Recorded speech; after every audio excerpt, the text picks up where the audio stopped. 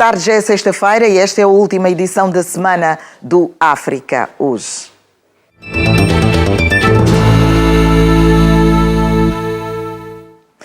Mais de 5.000 refugiados chegaram esta semana ao leste da República Democrática do Congo, de acordo com a Agência das Nações Unidas.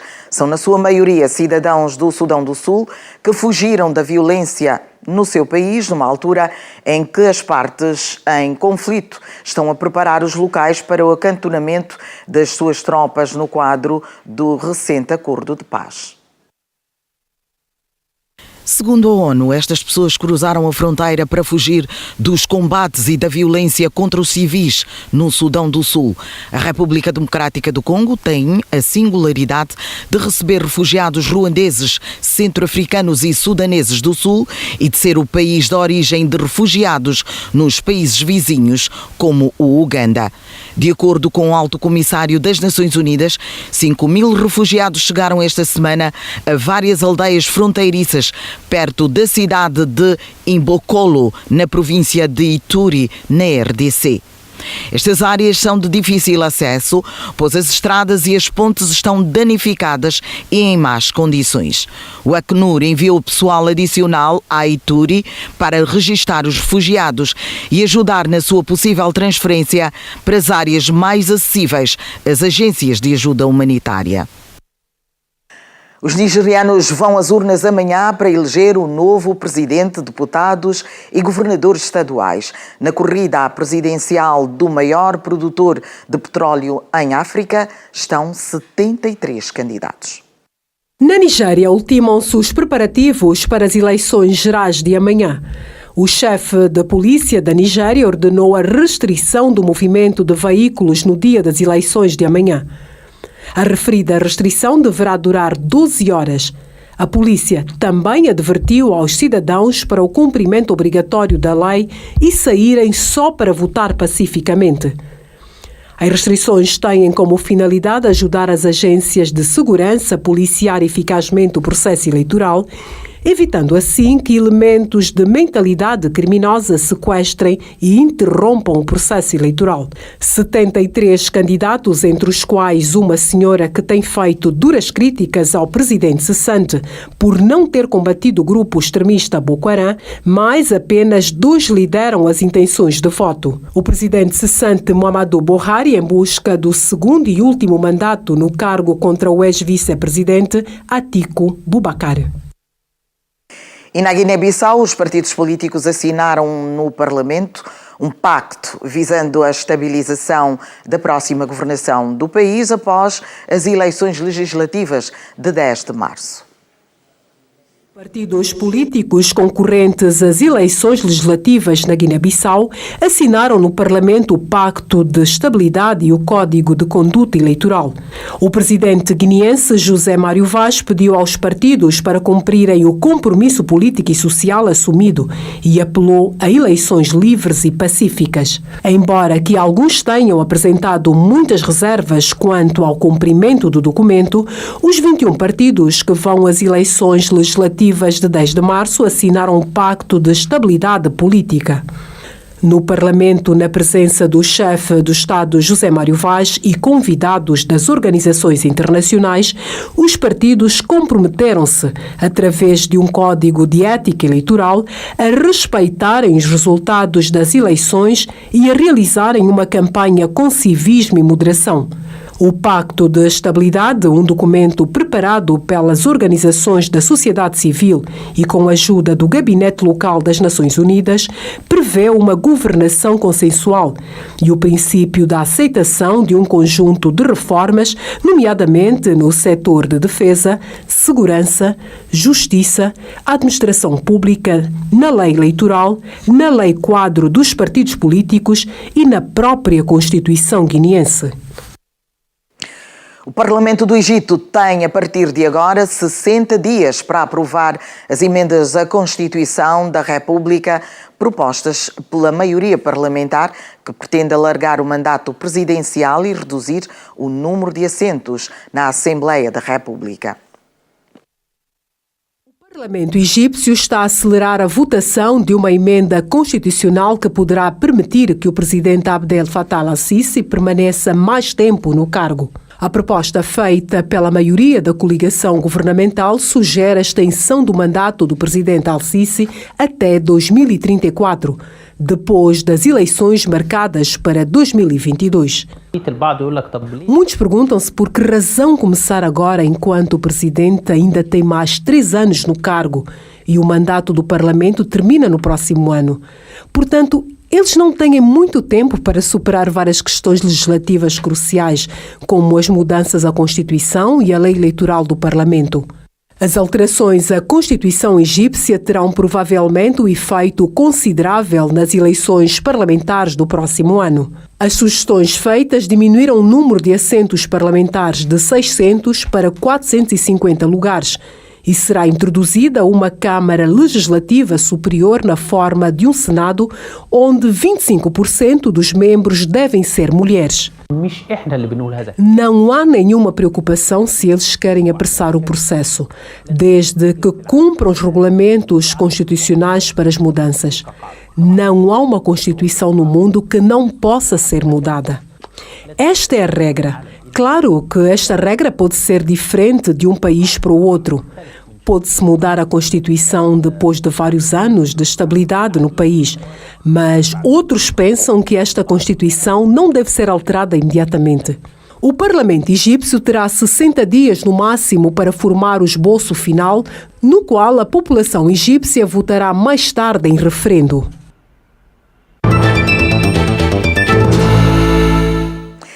A África será o continente mais populoso dentro de 30 anos. Uma previsão que obriga os governos nacionais a apostarem na produção de bens essenciais num continente com terras férteis e que gasta bilhões de euros com a importação de alimentos. Daqui a cerca de 30 anos, a África deverá ser o continente com mais pessoas no mundo. O elevado crescimento demográfico obriga os países africanos a buscar soluções para responder à procura de alimentos. A angolana Josefa Sacco, comissária para a Economia Rural e Agricultura, expôs alguns dos desafios enfrentados pelo setor numa entrevista à Euronews. Nós estamos a olhar em termos de a produtividade, em termos das percas após colheita, porque 40% da produção é desperdida depois do campo por falta de infraestrutura, por falta de escoamento. Estamos a falar também a questão da contaminação alimentar. Em 2013, os chefes de Estado e de Governo da União Africana ratificaram a Declaração de Maputo. Um documento onde se comprometeram a alocar pelo menos 10% dos orçamentos nacionais ao fomento da agricultura. No entanto, apenas 20 das 54 nações estão a cumprir a recomendação. Num continente onde 60% da população é rural e a estrutura agrícola maioritariamente familiar, potenciar a produção dos pequenos agricultores com vista à industrialização é essencial para o sucesso da agricultura em África. Temos potencial. A África tem cerca de 40% de terra arável no planeta, então achamos que devemos passar pela a fase de importação de alimentos para produzirmos nós próprios. Todos os anos, os países africanos gastam entre 30 e 45 milhões de euros na importação de produtos alimentares. A capital do Ghana, a cidade de Accra, acolheu esta semana a terceira cimeira entre empresários africanos e alemães que analisaram as formas de impulsionar as relações entre os líderes empresariais de África e de Alemanha. A cimeira de 3 dias encerrou esta quarta-feira com a participação de 500 executivos de empresas e funcionários do governo da Alemanha e da África.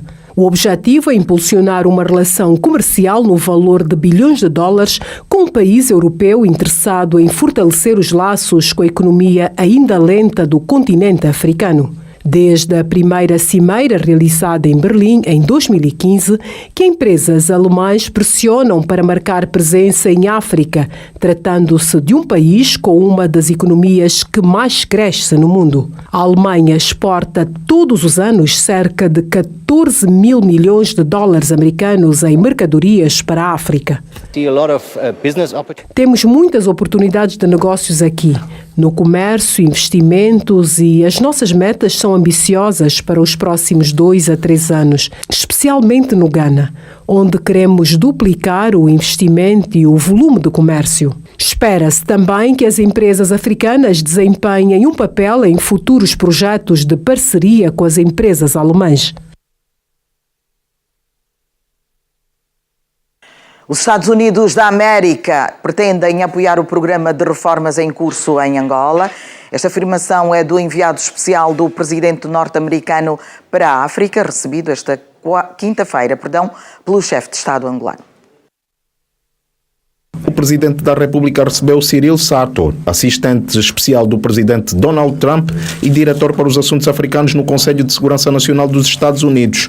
O antigo diretor adjunto da CIA em África foi dizer ao presidente João Lourenço que pode contar com o apoio dos americanos nas reformas que está a operar no país.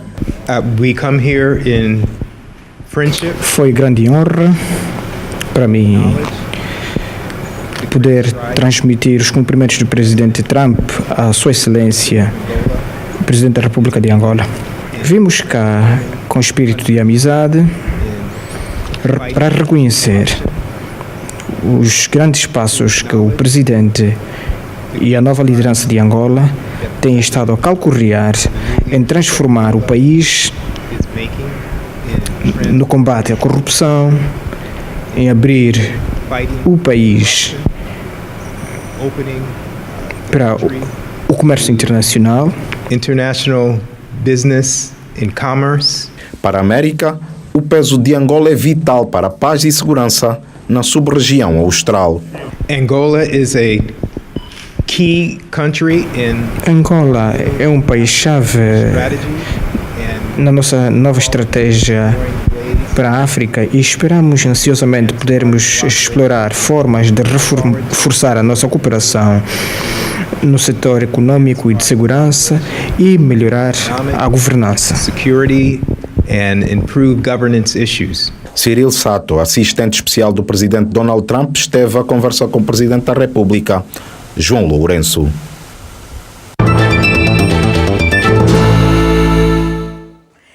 E agora vamos até a África do Sul, onde uma plataforma online liga mais de 6 mil mulheres empreendedoras. A rede denominada As Leoas oferece às mulheres empreendedoras a possibilidade de partilharem os seus conhecimentos em vários domínios da atividade. As mulheres empreendedoras da África podem agora partilhar experiências e oportunidades de negócios mais facilmente graças à sua comunidade que as liga através da internet, uma rede da qual fazem parte mais de 600 mil empresárias em toda a África. Somos uma comunidade em crescimento. Uma mulher empreendedora é extraordinariamente boa em todos os países, excepcionalmente quando faz parte de uma comunidade dedicada a elas. Portanto, agora vejo realmente que crescemos tanto em número quanto organicamente. A plataforma apresenta atualmente um crescimento estimado em 30 mil novas assinaturas por mês. Estamos a ver algumas jovens muito interessantes que estão a fazer negócios importantes e é isso que se pretende para o nosso desenvolvimento. A rede pretende acabar com as principais barreiras impostas ao desenvolvimento de negócios para as mulheres de África. As mulheres empreendedoras podem mudar a mentalidade, acreditando na capacidade delas de forma definitiva, e nós estamos a tentar contornar, observando o gênio delas no empreendedorismo.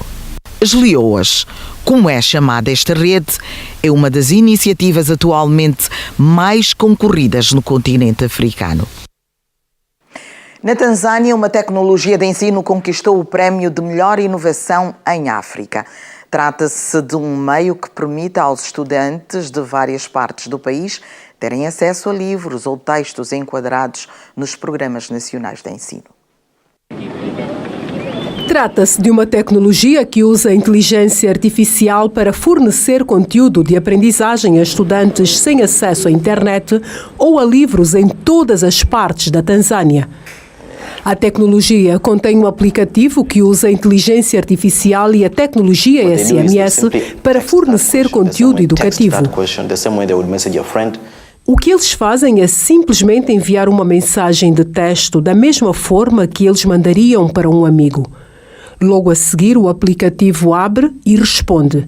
E nós temos uma equipa de professores que ajuda a responder às perguntas. E assim os alunos podem ter um tutor pessoal em casa. Eduardo, inventor desta tecnologia, ganhou o prémio de melhor inovação social em África e também recebeu o Prémio Europeu da Juventude em 2018. A sua equipa integra agora professores, técnicos de software e empresários do ramo das tecnologias de informação. A tecnologia MTEB pretende ser acessível a estudantes de todo o país, estando já a ser usada por mais de 1.500 estudantes tanzanianos, cujos progressos são notáveis no sistema de ensino da Tanzânia. O país inteiro, isto é, todas as regiões, áreas urbanas e rurais, se possível, este sistema deve ser introduzido e usado como uma ferramenta para aprender e ensinar. Apesar de o governo da Tanzânia ter uma política de educação gratuita, a disponibilidade de professores é ainda um desafio no país. O objetivo geral para nós é desenvolver as potencialidades dos alunos do ensino médio e torná-los competitivos a nível global.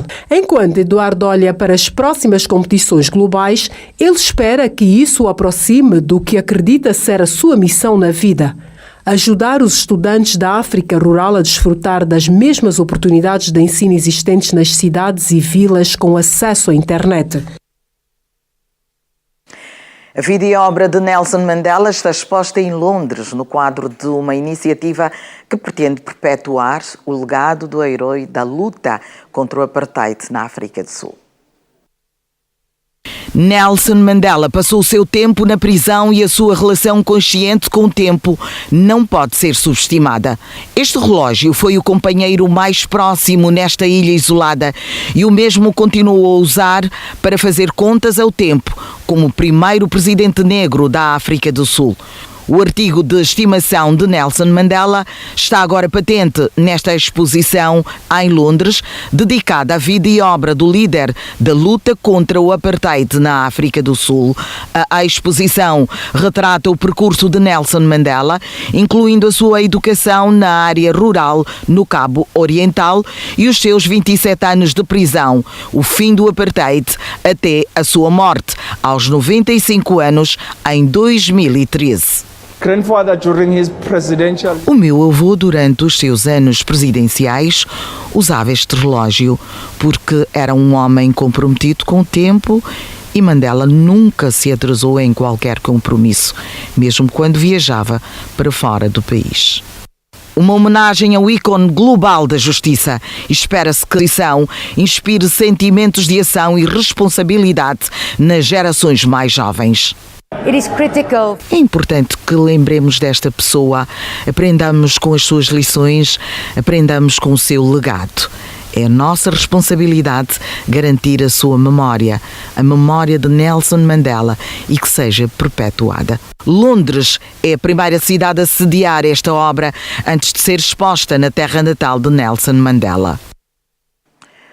E a homenagem a Nelson Mandela, em exposição em Londres, encerra esta edição do África Hoje. Tenha um excelente fim de semana. Boa tarde.